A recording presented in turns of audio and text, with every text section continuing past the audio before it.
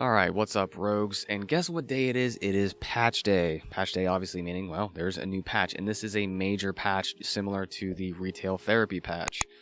So there's a lot of new things. We're going to try and break them down as quickly as possible and go over 4 or 5 of the main things that I did find in this patch. So the first one is the new map called Lockdown. So this map is based in a Venezuelan max security prison.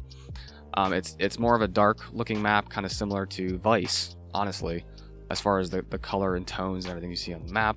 One of the key things that they did point out in the release notes, which if you need to see the release notes, I'll have a link down in the description below for the Reddit page for that, but that there will be long sight lines, which I take that as, lanes, long distance lanes. So with that said, it's going to be really important to make sure that weapons have their max damage fall off range to reach people as far as possible, and this will probably also be a very good map for those areas for Phantom to play as well. However, it does say there's also intense close quarter battles inside the prison walls, so that's going to be really interesting. Excited to see what the new map looks like. And alright, let's move on to the next thing. Next thing is going to be Rogue Mastery, and this is one thing we were hinted at over the last week or two, that this was coming. So a couple things with this. Mastery will be based on match performance. That's pretty obvious. How well you do is how much you earn towards your mastery. Switching roads in games like Demolition. In Demolition you can switch between characters between the middle of the game. They will award the split to both rogues. So if whatever you earn, say if you play Saint in the first half, your mastery experience on that half will go towards Saint, and you switch to Phantom in the second half, the mastery in that will go towards Phantom. So pretty basic there. Each mastery level receives an award. Currently there's only 10 levels it says that they have. Levels 1 and 3 have a reward, spray, and emote. So I'm not sure if that means levels 2, 4, 5, 6, 7, 8, 9, and 10 don't have anything at the moment, or just those are specifically spray and emotes. A future update will add 3 more cosmetic rewards, so that'll be cool. That's tying into the, making the player, your rogue, your own character, your own player, your identity. So that'll be honestly really cool there. Future, any levels completed will retroactively award the rewards once they're added, and that means that, say you unlock mastery levels 1, 2, and 3, and you're at level 5, they add more stuff for 1, 2, and 3, you'll automatically retroactively earn those rewards. So that's obviously nice if you've already grinded out the character and they add stuff from, to lower levels.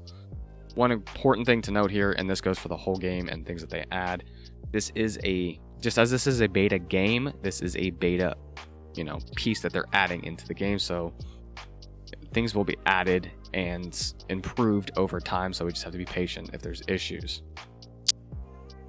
Next thing that we're going to go over is custom matches, and this is a big one that a lot of us were looking for, especially those people who play on competitive teams or trying to get competitive teams, or even like me who plays on a casual team.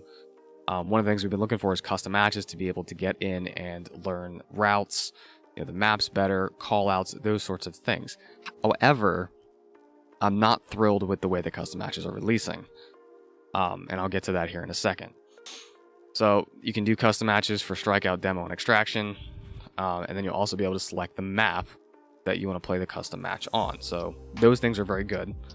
Now to the next thing that I'm not thrilled about. You have to have 8 full players to launch a custom match. Now, there's pros and cons to that. Pros is obviously, if you have 8 players to play, then it's perfect. If you're only a team of 4 and you just want to work on callouts and locations and routes and things like that, you'd have to have 8 people to do that. You can't load 4 bots in or just do a 2v2 and work on your team of 4, split into 2 teams and learn the routes and things from there. So that's a little frustrating. Hopefully that's something that comes down the road, but we'll have to wait and see what happens. Players can be moved from team to team via the move button or removed from the lobby. So if somebody's been a pain in the ass, you can kick them out of the game and be done with it. But it also allows people to switch up to see maybe who works better in what position. And they'll also be able to play at the end of the custom match. You can replay the game if you want, or you can just go back out to the screen. So obviously there's a note with this. You won't earn rep experience or mastery experience in a custom match. That's pretty standard amongst all games for custom modes. And last but not least is the new ping system as far as the main new added features go. The ping system currently is not great in my opinion. It seems like it's really hard to ping an enemy. It's very easy to ping that, to move here, but not very easy to ping that there's an enemy. So it'll be interesting to see what this does. What you'll be able to do is when you go to ping, it'll open a communication wheel, which is mouse button or down on the gamepad for you console players. You'll have multiple options on the wheel that you can select from: defend, all clear, hold, cancel, etc. So you have all those options available. What'll be really interesting to see is when you use one of those options on the communication wheel, if it will show an icon on either the minimap or on the other teammate's screen that you're calling that specific thing out in that area. So that'll be interesting to see. I'm curious to find out how that works. They also added quips, which would be more like comm emotes, like hello, thank you, nice, good shot, so on and so forth. Those can also be accessed apparently by clicking the left mouse button when you're in the communication wheel. Now, on top of those 4 big items for this patch, there are a bunch of other changes. Like I said, I'll have the link to the Reddit page for the update down below so you can read through all of these items if you want. One of the things I definitely noticed here was it says friendly fire in the general changes, as well as reverse friendly fire will trigger upon dealing 250 damage instead of 300. What I don't know what that means, if that is just in regards to your teammate's explosive, or if when you shoot your teammate, you actually hurt them. I don't know that as being a feature currently, so that's going to be interesting, and I can just see the ensuing rage from teammates being jerks and killing you. The last, one of the other big updates I did see was for the quality of life, and that is that they reduced the hip fire aim assist on pretty much all the weapons, with the exception of the sniper rifle.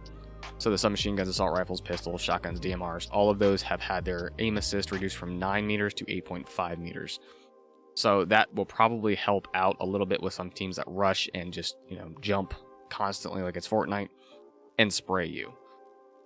So, as I had said, there is a ton of other things added to this game. A lot of them are cosmetic or, minuscule bugs that weren't really causing any major issues. I was hoping to see some adjustments for some of the characters, like Scorch's fire ability.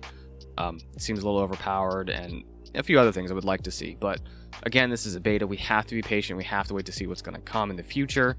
So far, each of these updates, though, looks amazing. A lot of cool things have been added, and I'm sure it'll be adjusted over time.